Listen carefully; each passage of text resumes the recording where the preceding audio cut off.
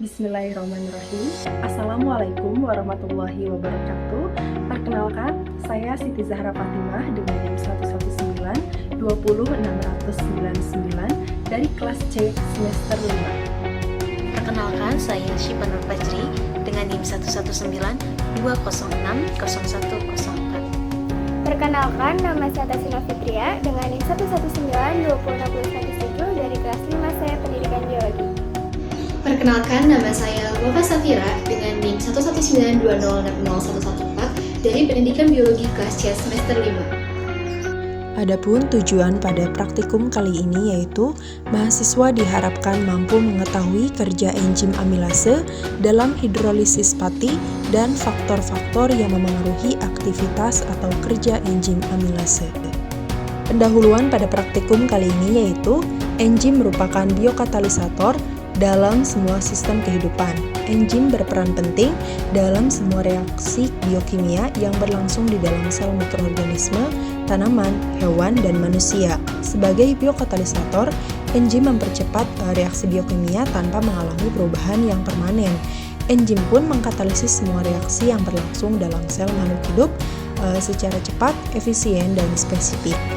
Amilase adalah enzim yang mempunyai kemampuan memecah ikatan glukosida pada polimer pati.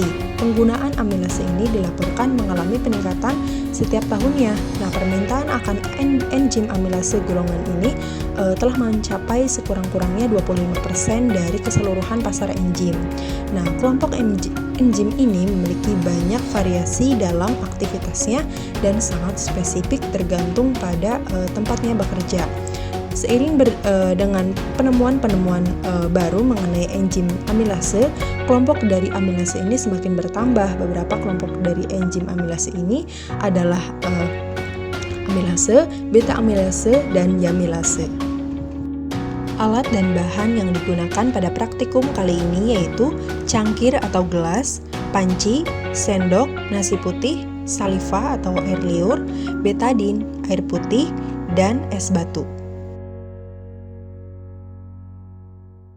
Langkah kerja pada proses praktikum uji enzim amilase ini yaitu langkah pertama, haluskan nasi putih dan pastikan nasi ini sudah dalam keadaan halus ketika akan dicampuri oleh saliva dan betadin. Masukkan nasi putih ke dalam 3 cangkir yang berbeda dan masukkan pula saliva ke dalam cangkir dengan takaran yang sama rata. Pada cangkir pertama, masukkan beberapa tetesan betadin, lalu aduk secara merata dan simpan di suhu ruang selama 20 menit, lalu perhatikan perubahan yang terjadi. Pada cangkir kedua, masukkan cangkir ke dalam rendaman air es, kemudian masukkan pula beberapa tetesan betadin, lalu aduk secara merata dan simpan selama 20 menit, lalu perhatikan perubahan yang terjadi. Pada cangkir ketiga, simpan cangkir di atas air yang mendidih, kemudian masukkan beberapa tetesan betadin, lalu aduk secara merata dan panaskan selama 20 menit, lalu perhatikan perubahan warna apa yang terjadi.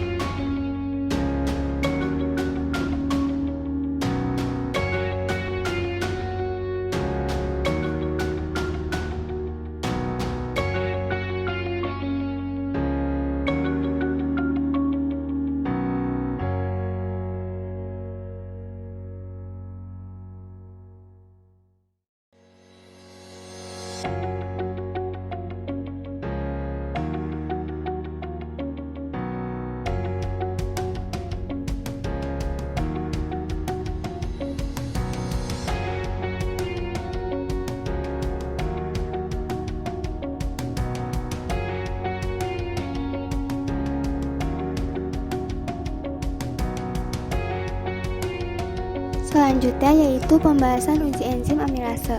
Pada sampel yang diberi perlakuan suhu ruang, sampel berubah warna menjadi ungu keruh, tetapi tidak sepekat pada sampel yang diberi perlakuan suhu rendah. Hal ini menunjukkan bahwa enzim memecah amilum menjadi glukosa. Diperkuat dengan pendapat Ariandi 2016 yang menyatakan bahwa enzim alpha amilase memiliki gugus karboksil dan nitrogen pada sisi aktifnya. Substrat membentuk kompleks absorpsi dengan enzim, di mana posisi ikatan glukosidik dalam posisi saling berhadapan dengan gugus karboksil dan kelompok imidazol. Aktivitas enzim alpha amilase dapat diukur berdasarkan penurunan kadar pati yang larut atau jumlah gula per reduksi yang terbentuk. Maka dapat disimpulkan bahwa enzim alpha amilase akan bekerja dengan cara bereaksi dengan molekul substrat, sehingga akan menghasilkan senyawa glukosa. Enzim amilase menghidrolisis ikatan glikosidik beta 1,4 sehingga amilosa terurai menjadi glukosa. Sedangkan pada percobaan yang diberi perlakuan suhu rendah, didapatkan hasil bahwa warna pada sampel menjadi pekat, yaitu biru keunguan. Hal ini karena enzim belum mampu memecah amilum menjadi glukosa. Karena pada suhu yang rendah, enzim tidak punya cukup energi untuk bereaksi. Agar reaksi biokimia dapat berlangsung, reaktan harus bertumbukan dengan energi yang cukup bagi enzim untuk memutuskan ikatan kimia dan membuat ikatan baru. Sedangkan pada sampel yang diperlakukan suhu panas, sampel menjadi memudar, dari yang biru keunguan perlahan-lahan menjadi putih. Hal ini dikarenakan terdapat pengaruh dari suhu pada sampel.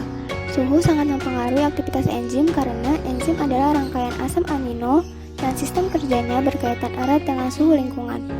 Hal ini diperkuat dengan pendapat Soeka 2016 yang menyatakan bahwa pengaruh suhu terhadap aktivitas enzimatik ditunjukkan oleh naiknya suhu hingga ke tingkat tertentu, berpengaruh terhadap peningkatan aktivitas enzim, karena suhu meningkatkan energi total dari suatu sistem kimiawi.